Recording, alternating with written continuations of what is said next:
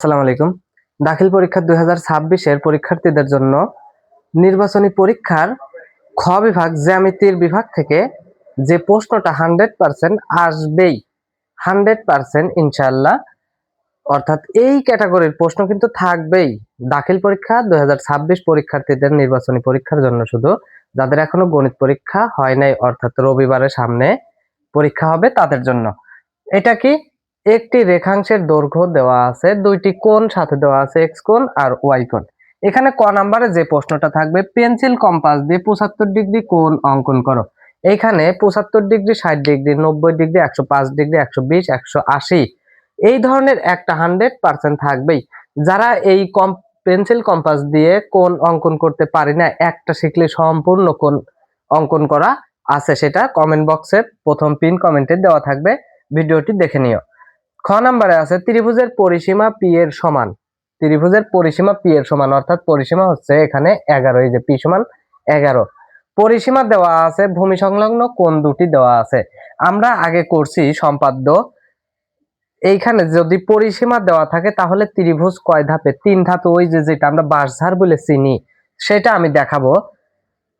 অর্থাৎ এখানে তিনটি সম্পাদ্যর কথা আমি বলছিলাম, একটা হচ্ছে সমষ্টি দেওয়া থাকে, একটা অন্তর দেওয়া থাকে, আর একটা পরিসীমা দেওয়া থাকলে।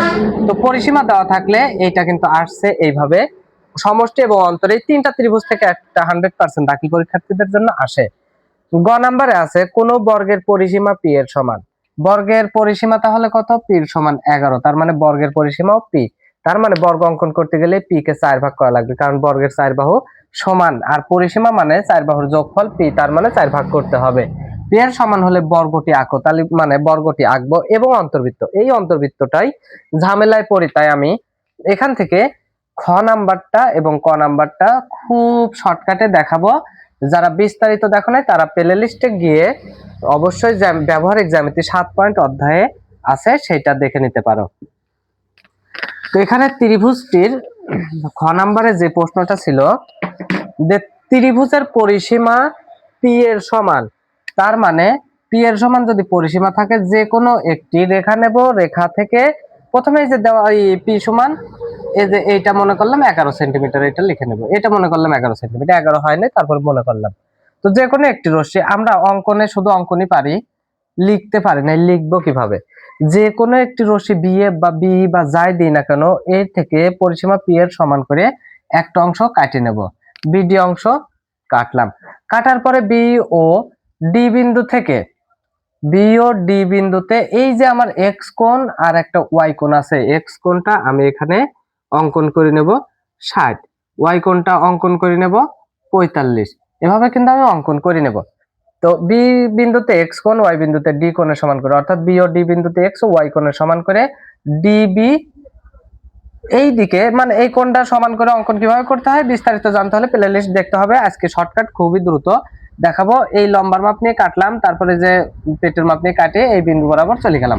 এখন এইখানে ওয়াই এর কোণ নিয়ে নিলাম, তারপরে এখান থেকে এই যে পেটের মাপ নিয়ে কাটলাম।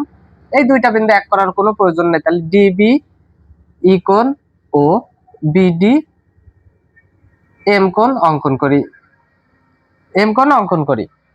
এখন বি ও ডি কোণের সমদ্বিখণ্ডক নির্ণয় করি। সমদ্বিখণ্ডক কি? এই দুটার অর্ধেক, এইটার অর্ধেক, অর্ধেকের বেশি ব্যাসার্ধ নিয়ে এখানে বৃত্তচাপ, এখানে বৃত্তচাপ নিয়ে এইভাবে আমি অর্ধেক করব। তারপরে এই ডি কোণকেও সমদ্বিখণ্ডক করব, তার মানে এখানে একটি বৃত্তচাপ, এখানে একটি বৃত্তচাপ, এবং এই বৃত্তচাপ দ্বয়টি সমদ্বিখণ্ডক কি? বি জি ও ডি ই অঙ্কন করি। যাই দিই না কেন, বইতে যেটা দেওয়া আছে সেটা দিয়ে বললে পরে সুবিধা হয়। এবং এই বিন্দুদ্বয় পরস্পর এ বিন্দুতে ছেদ করে, ডিজি ও ডিই পরস্পর এ বিন্দুতে ছেদ করে। এখন এ বিন্দুতে বি এ সি অথবা বি এ সি ও ডি এ বি কোণ অঙ্কন করি।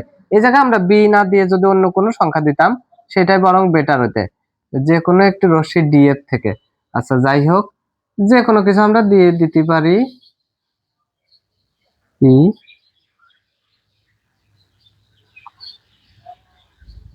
আচ্ছা যাই দি। এখন এ বিন্দুতে এই কোণের সমান করে, এই কোণের সমান করে কেমনে আঁকবো? এই যে এইটুকের সমান করি, কিন্তু এইটুকের সমান করে তো লম্বার মাপ নিলাম, এইটুক পেটের মাপ নিয়ে কাটবো, কাটার পরে এই যে ডি এ বি কোণ অঙ্কন করি। যা বলা হচ্ছে সেটাই কিন্তু অঙ্কনে লেখা, মানে আমি যেভাবে আঁকাবো সেটাই লেখা।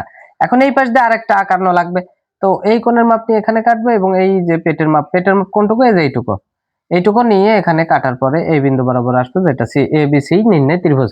এইটাই হচ্ছে খ নাম্বার ছিল, যেখানে পরিসীমা দেওয়া এবং দুটি কোণ দেওয়া থাকলে কিভাবে ত্রিভুজটা অঙ্কন করতে হবে। খুব দ্রুত দেখাবো। এখন গ নাম্বারে ছিল পোস্ট বর্গটি অঙ্কন করো। কি নিয়ে বর্গ অঙ্কন করতে হবে? এই যে পি এর সমান দৈর্ঘ্য নিয়ে। তো পি সমান কত? 11। পি সমান আছে হচ্ছে 11। তো বর্গ অঙ্কন করতে 4 ভাগ করতে হবে। তো এইটা 4 ভাগ করার নিয়ম কি? অর্ধেকের বেশি ব্যাসার্ধ নিয়ে এই পাশে বৃত্তচাপ, এই পাশে বৃত্তচাপ, আবার এই পাশ থেকে এই পাশে বৃত্তচাপ, এই পাশে বৃত্তচাপ। অঙ্কনে লেখার সময় এটা এভাবে লাগবো যে মনে দেওয়া আছে কি পরিসীমা হচ্ছে পি। পরিসীমা যদি পি হয় তাহলে পি এর অর্ধেক বা পি কে সমদ্বিখণ্ডিত করব। পি কে কি করব?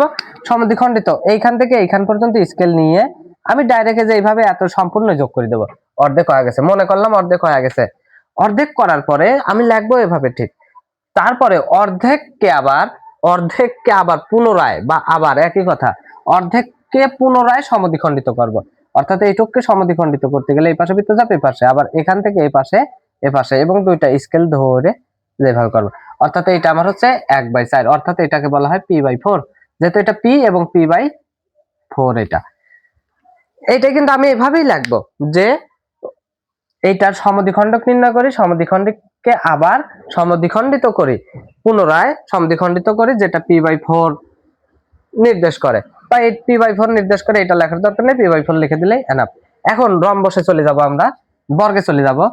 যে কোনো একটি রশ্মি নিব, যে কোনো একটি রশ্মি থেকে এই যে p/4 এর সমান ব্যাসার্ধ নিয়ে, অর্থাৎ এইখান থেকে এই পর্যন্ত p/4 এর সমান ব্যাসার্ধ নিয়ে কেটে নেব। সহজ কথা, যা বলতেছি, যা লিখতেছি সেভাবেই কিন্তু আমি অঙ্কনেও লিখবো। যে কোনো একটি রশ্মির নাম দেব। রশ্মির নাম এখানে বি এফ। যে কোনো রশ্মি বি এফ থেকে p/4 এর সমান করে বিসি অংশ কাটি। বিসি রেখার বি বিন্দুতে লম্ব আঁকে। আর কোনো কিছু গাইডে যেমনি লেখা থাক, কোনো টেনশন নাই। কোণের কথা উল্লেখ করারই প্রয়োজন নেই 90 ডিগ্রি, কারণ লম্ব অঙ্কন মানেই 90 ডিগ্রি, না হলে লম্ব হয় না। তাই বিসি রেখার বি বিন্দুতে একটি লম্ব আঁকি। লম্বের নাম আমরা দেব কি? সেই লম্ব আঁকার নিয়ম কি? যে কোনো একটি কোণ নেব। লম্ব আঁকার নিয়মই হচ্ছে 90 ডিগ্রি কোণ। এখানে দুইবার কাটবো, এখান থেকে একবার বৃত্তচাপ, এখান থেকে একবার বৃত্তচাপ, এই বরাবর চলে যাব। এটা অ্যাকুরেট মাপ নিতে হবে। আচ্ছা, বিসি রেখার বি বিন্দুতে এটা আমরা যদি যে কোনো একটা নাম দিলাম, বিজি লম্বা আঁকি, বিজি লম্বা আঁকি। এখন বিজি রেখা থেকে p/4 এর সমান ব্যাসার্ধ নিয়ে আবার বি এ অংশ কাটি, বা বিডি অংশ কাটি। যাই হোক, বিডি অংশ কাটলাম, বুঝতে পারছি। এই জায়গা যে মাপ নিছি এই জায়গাও সেই একই মাপ, অর্থাৎ এই p/4 এর সমান এখানে কাটছি, p/4 দিয়ে আবার লম্ব আঁকার পর এখান থেকে কাটলাম। একটু কম বেশি হয়েছে, ঠিক করে নেওয়া লাগবে। এখন সি ও ডি বিন্দুতে p/4 এর সমান ব্যাসার্ধ নিয়ে দুটি বৃত্তচাপ আঁকি, এখান থেকে এখান থেকে, যেটা এ বিন্দুতে ছেদ করে। এইভাবেই লাগবো, আমি যা বলতেছি এইভাবেই লাগবো খাঁটি বাংলা। এখন এ কমা ডি ও এ কমা সি যোগ করি, এ বি সি ডি নির্ণয় বর্গ। এটা ঠিক মতো লিখলে পরে এবিসিডি সিরিয়ালেই থাকতে টেনশন নাই, না থাকলে সমস্যা নাই। তো এবিসিডি নির্ণয় বর্গ এই পর্যন্ত হওয়ার কথা ছিল, যদি অন্তর্বৃত্ত না বলতে। যেহেতু অন্তর্বৃত্ত বলছে এর জন্য কি আলাদা আবার চিত্র আঁকাবো? গাইডে বা বইতে এইভাবে করা আলাদাভাবে, কিন্তু আমরা আলাদাভাবে করবো কেন? আমরা এই বর্গের ভিতরেই অন্তর্বৃত্ত। আমরা ত্রিভুজের ক্ষেত্রে অন্তর্বৃত্ত আঁকছিলাম, মনে আছে? যদি এত দেখানোর সময় নাই। ত্রিভুজের অন্তর্বৃত্ত এই কোণকে অর্ধেক, এই কোণকে অর্ধেক করার পরে এই জায়গায় একটা বিন্দু ছিল। এক কথায় বৃত্ত অঙ্কন করতে গেলে আমার এই যে কাটা কম্পাসের যে বিন্দুটা আমি বসাবো, যে ঠ্যাং, এক কথায় সেই ঠ্যাংটা বসায় যে ঘুরাবো, সে বসাবো কোন জায়গা? এই জায়গা কোণে বসাবো, কেন্দ্র লাগবে। তাই বর্গের ক্ষেত্রে শুধুমাত্র এই যে দুইটা কর্ণ নিলেই হয়। এই কর্ণের আবার মাপ কি? বর্গের কর্ণের মাপ কি? এই জায়গা শুধু লিখবো A B O CD Karna, A B O CD কর্ণ পরস্পর ও বিন্দুতে ছেদ করে। এই জায়গায় লেখা আমার সংকেত যা, আমি সেই অনুযায়ী বলতেছি, তোমরা যে সংকেত দিবে সেই অনুযায়ী। তাহলে এ বি ও সিডি কর্ণদ্বয় পরস্পর ও বিন্দুতে ছেদ করে। এখন বিসি রেখার উপর ওডি লম্ব আঁকি, বিসি রেখার উপর ওডি দেবো না, যেহেতু ডি দিছি, ও এল লম্ব আঁকি বা ও এম লম্ব আঁকি। তাহলে এই যে লম্ব আঁকবো, লম্ব কেমনে আঁকবো? গাইডে এইটা নাই। লম্ব আঁকার নিয়ম হচ্ছে এই যে ও বিন্দুতে ওই যে কাটা কম্পাসের ঠ্যাং রাখবো, কাটা কম্পাস বলতে স্পেল কি পেন্সিল কম্পাস, এখানে ঠ্যাং রাখার পরে যে কোনো একটা মাপে বৃত্তচাপ নেবে, যেইভাবে একটা বৃত্তচাপ আমরা ত্রিভুজে আঁকাইছিলাম মনে আছে, এইভাবে একটা বৃত্তচাপ নেওয়ার পরে এইখানে একটা বিন্দু এবং এখানে একটা বিন্দু তৈরি হয়েছে। এই তৈরি হওয়ার পরে এইটার অর্ধেকের বেশি ব্যাসার্ধ নিয়ে, অর্থাৎ এইখানে কাটা কম্পাস ধরিয়ে যে অর্ধেকের বেশি ব্যাসার্ধ নিয়ে এখানে একটি বৃত্তচাপ এবং এই পাশ থেকে আবার এখানে একটি বৃত্তচাপ অঙ্কন করব।